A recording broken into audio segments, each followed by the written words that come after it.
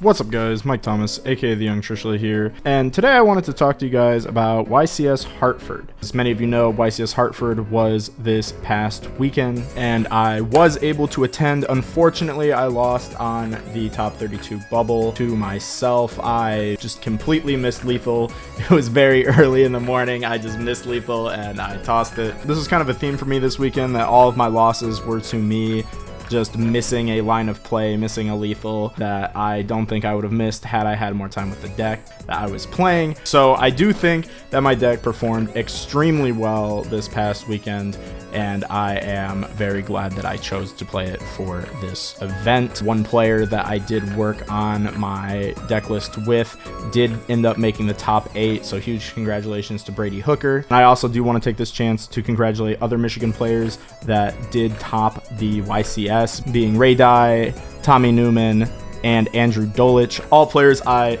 love and respect so much.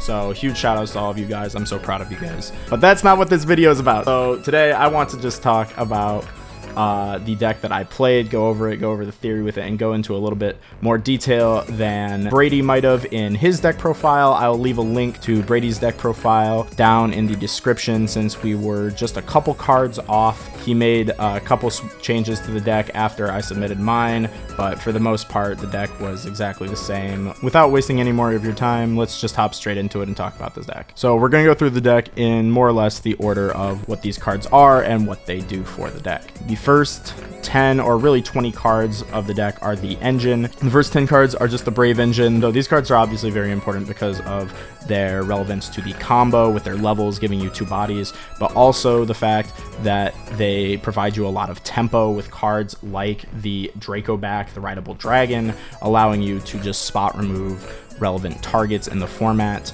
So they're good going both first and second. I mean, they're the Brave cards, we all know what they do. The Foolish Burial being the 10th part of the engine, which really the only good Foolish Burial target in the deck is the Water Enchantress. However, you can send Jet Synchron and Snow as well, so you can kind of count it as just a generic extender, but really it's part of this package. The next 10 cards in the deck that are important are the P.U.N.K cards in the P.U.N.K engine. So our ratios might have been a little bit different than other P.U.N.K adventure players' ratios for this event. I think that these are the correct minimum ratios that you can play without playing a bigger P.U.N.K engine in the deck. So we play the 3 Foxy Tune. This card's basically just emergency teleport. You can send it from your hand or field to the graveyard. Then if your opponent doesn't ash you, you send another card from your hand to the graveyard and summon a P.U.N.K monster from your deck. You can summon either one of your Xiamen or your Deer Note. You cannot summon the Ogre Dance, but that is totally fine. Then we played the 2 Xiamen. We did not play 3, we played 2 because we wanted to play the 1 copy of Ogre Dance. So Xiamen, really quickly, if you don't know, you can pay 600 life points to add any P.U.N.K monster from your deck to your hand. If you are normal summoning Xiamen, you're adding Foxy Tune most of the time. However, most of the time, you're not going to normal summon the Xiamen, since if you were to normal summon Xiamen and use its effect, it would turn off your Water Enchantress package. Part of the reason that we played the 2-in-1 is that the Ogre Dance is the 3rd copy of Xiamen in a situation where you do not have the adventure cards and you just need to make a play. However, if you do not play the Ogre Dance, the Xiamen special summoned off of Foxy Tune is not that good. It is not a 1-card combo. Let's say, for example, your hand is just Foxy Tune plus the Water Enchantress, no other cards. With this ratio of the 2 Xiamen and the Ogre Dance, this is still full combo. You are able to use the Foxy Tune, pitch the Water Enchantress, summon out your Xiamen, add your Ogre Dance, and also go for the Water Enchantress, get your Rite of Arameser, your Griffin, your Dracoback, etc. And then you're able to normal summon that 2nd Xiamen and make Halki Fibrax, summoning out your Rose Dragons and doing the full combo from there. If you do not play the 1 copy of Ogre Dance and you instead only play 3 Xiamen, which I think some players were doing at this event, you would instead have to just search either another Foxy Tune or the Deer Note and hope that you have another P.U.N.K card in your hand in order to use Deer Note's effect in order to do the chaotic magical play. We didn't like that because that requires you to then have 3 cards or whatever, so we played the 1 copy of Ogre Dance to search the 2nd Xiamen. You can potentially bump up the Xiamen to 3 and play 44 cards with this deck, but we just wanted to keep this deck as light as possible, just keep it as bare bones as possible, so we just played 2 in 1. Then for the last P.U.N.K monster, we played Deer Note. Deer Note is the new monster introduced from Dimensional Force, the new set, and it is able to summon itself from the hand by revealing another P.U.N.K monster in your hand and special summoning itself. It's really strong because when it leaves the field and goes to the graveyard, it can target a P.U.N.K monster in your graveyard and special summon it back. So Deer Note's really good. It just lets you go into your Chaotic Magical, mill 5 cards, then make Hulk, so really strong. And then 3 emergency teleport for the Xiamens, so you're really playing 5 Xiamens, or 6 if you count the Ogre Dance. So those are the first 20 cards of the deck, is just 20 engine cards. Now, this is where I need to pause for a minute and talk about the Therion cards. So a lot of people playing the P.U.N.K strategies currently, like be it P.U.N.K Adventure or just P.U.N.K decks in general, a lot of people are playing the Therion cards in this deck, and I felt like this was incorrect, and I think Brady and Tang felt that way too, because while those cards are really strong, they don't do anything on their own. You're not playing any of the relevant typings for the Therion cards in this deck, and the only time that you're able to summon the Therion cards in this deck is really when you're already playing the game. So if you were to open a Regulus in your hand, the only way that you're summoning that Regulus really is if you are resolving a Chaotic Magical or something, or you are, you opened Regulus plus maybe Aggro System, or maybe you open Fateful Adventure plus Lily Berea plus Regulus. Just a lot of cases where things already have to either be going your way or going really poorly for you to even be putting the Therion cards onto the field. And it just feels like at that point, you don't need those cards. They feel very win more. They're not really contributing to the main win condition of this deck being the Scythe Lock. They provide a little extra protection for you. However, at least I don't know how it was for Brady, but for me, the adventure cards provided all of the protection I needed for this event. Every time I went first in this tournament, I was able to set up my board, and hand traps were not affecting me.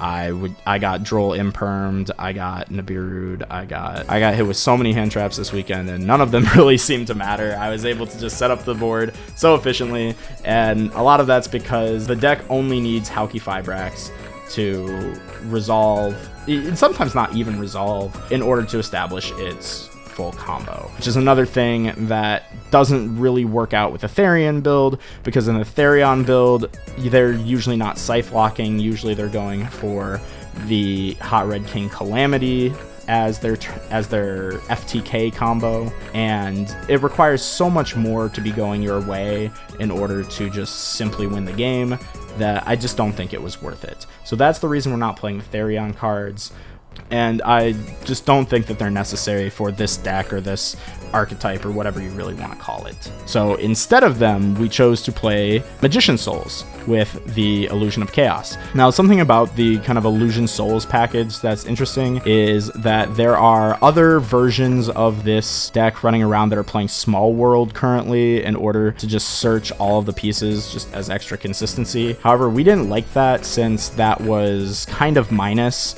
like you're already discarding so many cards with Fateful Adventure, with Foxy Tune, with Jet Synchron.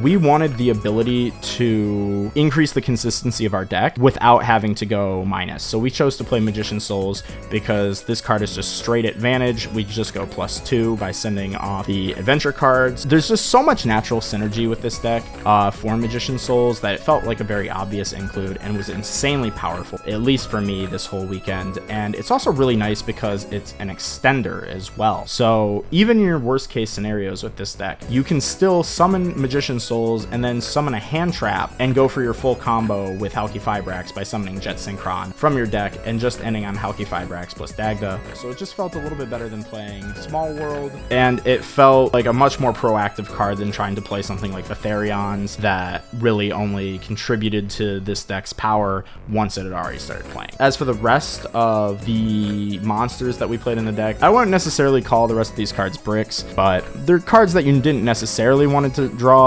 but you kind of had to play them. So we play the 1 Fairy Tale Snow because you dump it off Shooting Riser during your combo. You play the 1 Artifact Scythe as your win condition. You play the 1 Jet Synchron because it just enables so much in this deck. This deck I don't think would be playable without Jet Synchron. I don't know what they were thinking bringing this card back. It is just so good. And then you play the 3 Rose Dragon cards because they, again, enable so much. Now, for the last 13 cards in the deck, they were all just defensive card slots, so we decided to max out on hand traps. We played 12 hand traps and the 1 Called by the Grave. Called by to protect the combo lines when you go first, and also just because graveyard banishing and graveyard manipulation is so good this format. I think if I were to move forward, I would probably take Drone Lockbird out of the main deck and replace it with the Forbidden Droplets as I was doing originally, just because of how much Sword Soul I played against at the tournament. We kind of thought that there might be a bit more Despia in the field. However, I only played against 2 Despia during the YCS, and I played against 5 Sword Souls. I think the Drone Lockbirds might have underperformed a little bit, but Nibiru was very insane for this event. Like, it came up for me a few times, so very glad that I played Nibiru if you're still on the fence about it. And then the other hand traps are very standard. Moving on to the extra deck, there's not too much that seems out of place here. The Herald obviously comes up because we play the Magician Souls. Wonder Magician, you use this to trigger your artifact Scythe, play Shooting Riser Dragon, again part of the combo. You use it to send the Fairy Tale Snow from your deck to the graveyard. Play the Chaotic Ruler. It can actually change your end board depending on how you mill. So if you end up milling Magician Souls, you obviously get Herald included to your board. If you mill Jet Synchron, you also get the Hot Red added to your board. And then an interesting thing to note is that if you mill Scythe, you can play around Dark Ruler No More by reborning Barone in the standby phase, which is another reason why Magician Souls is so good, is because that also allows you to play around Droplet. Since in the standby phase, if you have Barone plus Herald with the Scythe in your graveyard, you can use your Barone effect to tag out into Scythe, and your opponent will not be able to discard any monsters because of Herald, and your Scythe will resolve against them because if they discard any spells or traps, you're just negating it with the Barone, tagging out into your Scythe. Scythe resolves in the standby phase, and you're totally fine. And then you still have the Halki Fibrax, which can then tag out into the Wonder Magician, maybe pop a spell or trap if they put one on the field, and then you go right back into that Barone, and you end with a negate again anyway. So it's just so nice in this deck. Obviously, we then play the 1 Hot Red Abyss for the Chaotic Magical, again pairing it with the Jet Synchron like I talked about. Barone, we just talked about, you know, it allows you to reborn Scythe if you mill it. Provides a form of interruption to just protect your combo so they can't just imperm your Hulk in the draw phase and just play as if they had Dark Rulered you. So Barone is a very nice card. Then for one interesting card that we played Sword Soul Supreme Sovereign Chenying, because this card is actually generic. This card combos really well with the Fairy Tale Snow. I don't believe I actually ended up summoning this card during the YCS. I might have once or twice, but you know, by the time you're putting this card on the field, you've usually already won the game. But what's really nice about this is if your opponent is playing a deck that can potentially play through a Scythe Block, for example, maybe you're playing against the Therion build of P.U.N.K strategy, they might be trying to, you know, pick apart your board and push through even though they're underneath a Scythe Block. But because you have this Chenying in your extra deck, you can summon it on the field. It's going to be backed up by a Barone, because if you're summoning Chenying, you probably already have the Barone on the field as well. And you have the Snow in your graveyard, so Snow can banish 7, summon itself, and you'll be able to use both Chenying and Snow to banish a card and book a card. So even if they have Regulus on the field, it can only eat one of those 2 interactions, so you're going to deal with it one way or the other, and it just provides so much support. It's also really good against back row decks because you can still set up your Scythe Block against a back row deck like Eldritch and use the TG Wonder Magician to pop a set card on their field, then synchro it with the Scythe on your turn because the Scythe will be destroyed by Dagda's effect, and then you'll make Chenying. You can summon out the Snow and then trigger the Chenying and get rid of another back row non-targeting. Sometimes if you don't know that your opponent was on a back row deck and you did pop your Scythe, you can do the same thing using the Snow in their end phase to banish a card, and then banish a card again on your next turn by banishing a Water Enchantress or the like out of your graveyard. And it's just very nice into back row decks and for setting up lethals, and just in general, just a very nice support card.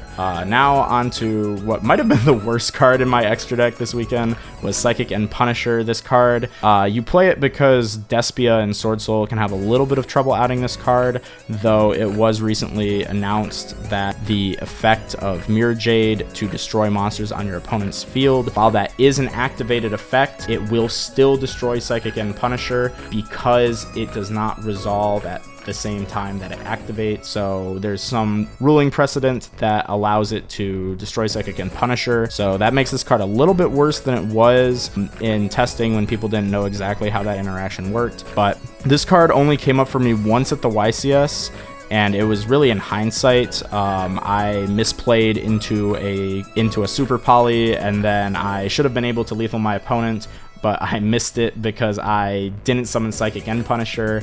They had a Quertus on the field, and I went about removing it in the wrong way. If I had made Psychic and Punisher to attempt to remove the Quertus, it would have been fine, because when they used their effect to reduce the attack of monsters on the field, it would be unaffected. A little bit of a misstep on my part, but Psychic and Punisher is very nice in that matchup for exactly that reason, for just being able to nullify Quertus. And also for being able to play into a attack mode Masquerade. If your Despia opponent leaves up an attack mode Masquerade, you can burn yourself down to 800 life points, go into the battle phase, use its effect to gain, and you can punch over them for 8,800, which is very funny. I unfortunately didn't get to do that during the YCS, but it did come up for me in testing, so it was very funny. Potentially cuttable if people play less Despia going towards National. It was still nice to have it. I think it was still worth playing. Then on to the Link monsters. We played kind of a heavier Link package than some of the other Brave builds. We played one Link Kribo, obviously for Jet Synchron. We played the one Halki Fibrex because it enables the whole deck. The one Dagda, again, part of the deck. And then we played Selene and Axis Code, which are the standard, OTK package for this deck. Now, the two cards that we played that are not in every single list and that came up so often for me were the two Charmers, the Earth and the Dark. These two cards came up so frequently for me, it was insane. These cards were so powerful. Not only that they are spellcasters that you can just go into, even if your opponent doesn't have a target, to help you go into your Selene and find your OTK, but just because there's so many Earths and Darks floating around. In the mirror match especially, Asa is really strong because you can take Xiamen out of the opponent's graveyard and trigger its effect to search. If they're playing Therion cards, you can take the Regulus and use it to protect yourself, and Asa plus one extender is actually lethal if you take a Regulus, because you're able to go into Selene into Axis Code, and then you get multiple pops, and then 53 plus 28 is E1, so that's very nice. So very good targets. I summoned this against Sword Soul quite a few times where people were leaving Ottaras in their graveyard. Same with the Dark Charmer where people were leaving Vashudas in their graveyard. Really happy that I played these. So these cards were really useful. Definitely one of the big advantages to playing this deck as bare bones and as pure as we did, and I'm very glad that I played them. It gave the deck a lot of versatility. Now onto the side deck. I played the one token collector. The one token collector in the side deck was just there to come in against Sword Soul. I was maining it at one point, and I put it in the side ultimately just because I wanted to make a more clean main deck. And then I played one copy of Artifact Lancia. This Lancia replaced the Zombie World package for me. I realized in testing that the only thing that Zombie World was good against in this deck was really Flunderies. As you might have seen in previous weeks, people had started playing multiple copies of Zombie World alongside the Necro World Banshee because Flunder players were starting to just play outs to the Zombie World. So I didn't really want to play that kind of game plan. The Artifact Lancia was equally strong against the Flunder deck and shutting down a lot of their resources, and it comboed naturally with the Dagda, so it was just an easy swap out for the Scythe. However, the benefit of playing Lancia is that it's only one card instead of two out of your side deck, and it's also a hand trap. Now, I didn't feel like I needed the Zombie Worlds because Lancia also comes in against the ABC deck as a hand trap. You can add it off of a Pega if you mill it in that matchup. Unlike with the Zombie World package, you're afraid of milling the Zombie World, and really the only deck that Zombie World was strictly better than Lancia for was the Sun Avalon deck. However, the Sun Avalon deck is not playing through a Scythe lock anyway, so if your in a position where you're going first against the Sun Avalon deck and you're at the point of making a Shooting Riser, you're already at the point of making a Scythe Lock against them, and I feel like it was just a little bit redundant in that matchup. Same thing with the ABC deck. It's just a little bit redundant if you're already at the Scythe. So I felt Lancia was just a little bit more efficient use of my extra deck. For the next 6 cards, I played 3 Droplet, 3 Dark Ruler. This is obviously for the mirror match and for decks like Sword Soul and Despia. Droplet coming in against Despia and Dark Ruler against the Sword Soul matchups respectively. Really, these cards are here for mirror matches. Thankfully, I didn't play any mirror matches during my YCS run. However, these cards did come in quite often for me into other matchups. It came in against Drytron, it came in against Agent Scythe Lock, so in some ways I guess you could say that that was a mirror match, but you have to play these cards because if you don't, it's so easy to get Scythe Locked through hand traps. These cards are really the only safe defense that you have against the Scythe Lock decks. Next, I played, this was kind of the spicy card of my side deck this weekend. I played 3 copies of Blizzard. Now, this card has seen a little bit of hype recently. I think it just got bought out. It was really hard for me to find this card, but thankfully one of the vendors did have 3 last copies in stock. This card was really cool in this deck. So what's nice about Blizzard is that it protects you from Dark Ruler.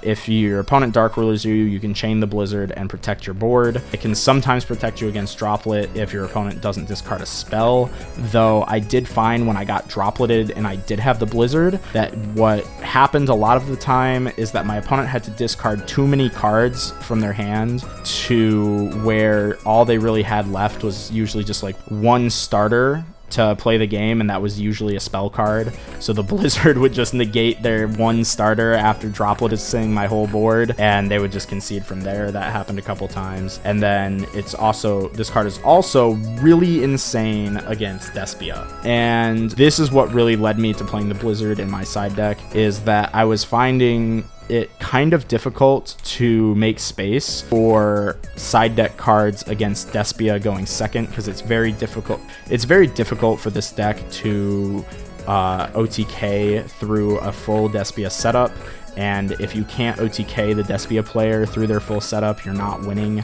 So Blizzard helps with that a lot because it reduces their end board to whatever they have on the field at the end of their turn. A lot of the time, it's just a live Mirror Jade. Sometimes that Mirror Jade isn't even live. Sometimes there's a Drago Stapella backing it up. Sometimes there's 1 or multiple Masquerades backing it up. But outside of that, there's not too much that they pass on. Really, the power of that deck comes from Branded in red being able to summon Guardian Chimera, draw cards, and reborn their Mirror Jade. So having Blizzard to stop that going second is incredibly powerful, especially when they don't see it coming. And it has the benefit too of not triggering your opponent's copy of Tragedy in the graveyard. Blizzard was very versatile and it really overperformed for me this weekend, and I'm really glad that I ended up playing it. I know Brady didn't play it, but a few of our other friends did, and it was very nice for me. I'm very grateful that I played this card. Moving on for the last 4 cards of the side deck, I played 3 Evenly Matched. Again, a card that can come in against Despia and Sword Soul going second. They're not passing on Omni Negates, so you can just break their whole board with this card, so it was very nice. But it was nice that we could put this in against those matchups while also being our main back row removal for trap decks if I played against those. And then finally, 1 copy of Red Reboot for cards like Anti-Spell, D-Barrier, and also just being general back row hate. So very grateful I played this card. I only drew it 1 time, and it was in my last match. Red Reboot is actually what should have won me that game, though I ended up misplaying and missing lethal by activating Dark Ruler when I actually just had lethal through their end board without playing the Dark Ruler, and I just didn't see it. I was given a slow play warning by a judge maybe 5 minutes before that. I had just been debating whether or not it was possible for me to lethal my opponent in the previous duel when I had a very bad hand. So I guess I took a little bit too long trying to think of how to lethal my opponent, and I did not want to risk having that same thing occur to me and getting a game loss when I was on the bubble, so I just went for a play that was very brainless, and for that reason I ended up missing the lethal and ended up losing on the follow-up. So really unfortunate, but still glad that I had that red reboot because it would have given me that lethal had I seen it. This was the deck. Hopefully this gives you a lot of insight into this deck, the theory behind it, and the deck building choices that we made building the deck for this event. I think that this is probably one of the best decks of the format, probably the better way to play this strategy if the P.U.N.K decks are something that you are interested in, and also maybe a little bit more wallet friendly if you already have the adventure cards, since I do not think the Therion cards are necessary at all. I think they're very win more. I think they're very clunky. I don't think that they really contribute much to this deck outside of giving it a better grind game, but I'm not trying to play grind games. I'm trying to win. I'm trying to win on my first turn and OTK on the first turn that you give me. So I really don't think the Therions are super necessary. But anyway, that's all I have for you guys today. Let me know down in the comments below whether or not you enjoyed this deck. Drop this video a like if you did. And hopefully this was helpful for you with me going so in-depth into the deck building theory and the process. But that's all I have for you guys today, so remember to subscribe, and I will see you next time.